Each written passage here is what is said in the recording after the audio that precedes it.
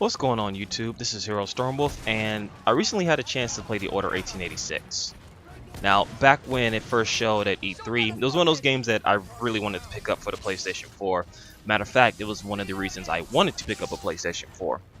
But as more news came out from the game, developers, and then when the game actually came out and friends started picking it up and reviews came out, I could see that this game wasn't worth the $60 price tag that it was asking for. However, I do think at some point that the game's actually worth playing. It's not a bad game. Don't let the reviews or people tell you that. It's definitely not a bad game. It's just not a fully fleshed out $60 release, and I guess that's subjective, as of with a lot of things. That's really subjective to say, but the amount of content that's provided in this game and how long it is, I can't see myself justifying it for $60, or I cannot recommend it to someone who's to ask me, hey, is this game worth picking up for $60? I would have to say no. However, I do think the game is worth around the $25, maybe $30 price tag. It's a fun game. It works from beginning to end. The story's really good, with the exception of the ending. I will say that the ending is one of the most copped out endings. It really doesn't satisfy the build-up that the game brings to it up to that point. So, there is that. Another issue that I have with the game is the way that it's broken down. It doesn't really flow well together.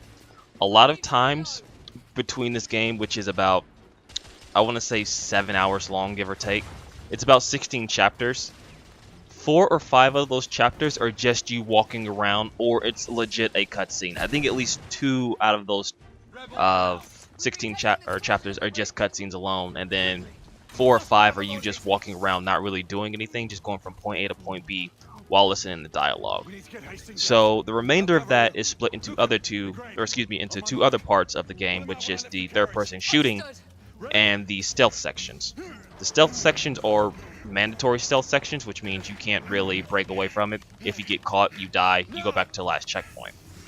Which is okay. It's just that the stealth section isn't really fleshed out. You just have your same basic cover mechanic, except that they take away the ability to shoot at some parts, and that you have to do a quick time event, which is another issue I'll get into after this. But the last part is the third-person shooting, which works fine.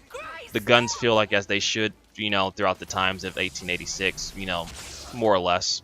There are a few fun weapons like the arc gun and the thermal rifle. Those are really fun to use. I wish there was more weapons like that.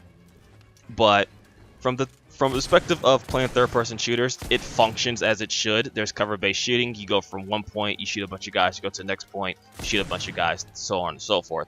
So it functions like your standard third-person shooter. Think of like Gears of War, more or less. So the last part of it is probably a big complaint from people is the QuickTime events. There is, without a doubt, a lot of QuickTime events in this game, especially during the parts where you just walk around and you don't really do anything. There's a shit ton of QuickTime events, and the 2 bosses that are in this game are just QuickTime events. So that's a big problem. I don't think they really needed to rely so much on QuickTime events to bring out the cinematic aspect of this game. That's what they was going for, and you can tell by the presentation, hence why the game's letterboxed and why there are certain parts where you just kind of walk around or it's a cutscene. They wanted to play this out like a movie, but the thing is, games aren't movies. They're fucking video games. So there's no reason to treat them as such. I mean, I get want to have that certain presentation of a movie, but the reason we play games is to play games to interact with it the way we can't with movies. That's why people play video games, know what I mean? But regardless, that's another tangent for another day.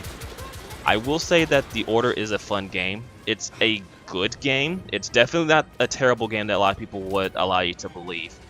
It's just not worth $60. So when you get the chance, definitely check it out, either through renting it from fucking Gamefly, the Redbox, or wherever, borrow it from a friend, or if you want to spend $20, $30 on it, it's worth checking out at the very least. I'll catch you guys in the next video. Later.